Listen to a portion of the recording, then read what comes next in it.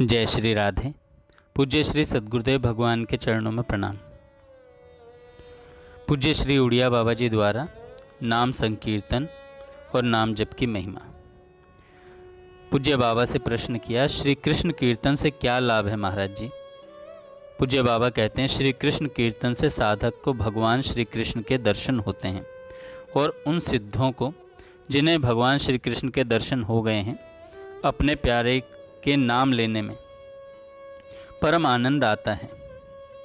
परम आनंद आता है। महाराज जी, संकीर्तन उत्सवों का लक्ष्य क्या होना चाहिए? पूज्य बाबा कहते हैं, मैं तो कहता हूँ कि हरिनाम संकीर्तन हरिनाम में आसक्ति होने के लिए ही होना चाहिए, भगवान के दर्शन या किसी अन्य हेतु से नहीं। महाराज जी, तो क्या भगवान नाम में आसक्ति होना भगवान के दर्शन से भी बढ़कर है? हाँ, अवश्य बढ़कर है। भगवान नाम में आसक्ति हो जाने के बाद दर्शन हो चाहे न हो, साधक को परवाह नहीं रहती। उसको दर्शन देने के लिए तो भगवान तैयार ही रहते हैं।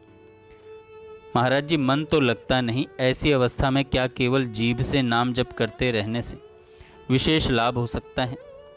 महाराज जी कहते हैं, अवश्य लाभ होता है, क्योंकि सांसारिक काम भी बिना मन लगे करने से पूरा हो ही जाता है।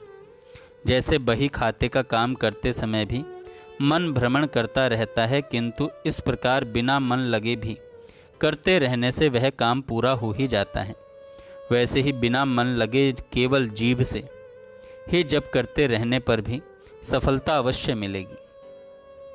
महाराज जी, नाम जप, नाम स्मरण और नाम कीर्तन में कौन श्रेष्ठ है? वाणी द्वारा होने वाले उपांशु और मानसिक जपों में कौन सा जप उत्कृष्ट है?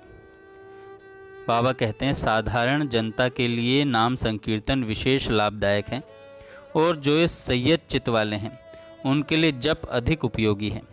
प्रारंभ में उच्चारण करके जप करना चाहिए, फिर उपांशु और उसके बाद मानसिक जप करना अच्छा है।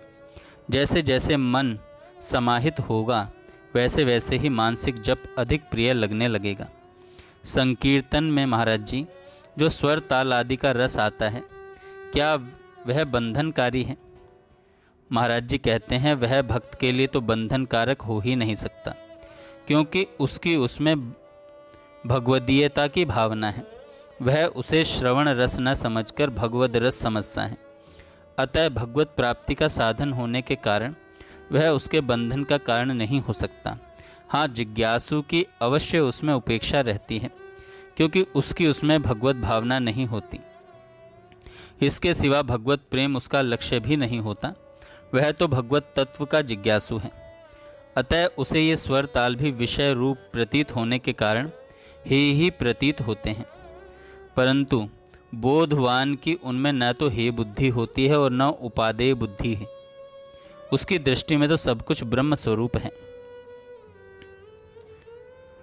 महाराज जी, बहुत से पंडित लोग कहते हैं कि कीर्तन में ओमकार का उच्चारण नहीं करना चाहिए, इसे सब नहीं बोल सकते, शूद्र का इसे उच्चारण करने में अधिकार नहीं। यदि मना करते हैं तो मत बोलो, शास्त्र के विरुद्ध मत चलो। हमारा कृष्ण नाम तो सब नामों से बड़ा है।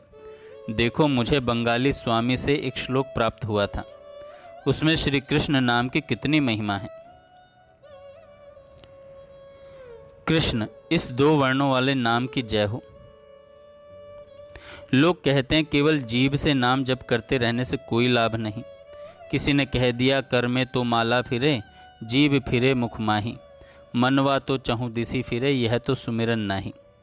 पूज्य बाबा कहते हैं, ऐसा कहने वालों की बात मत सुनो, उन्हें कहने दो।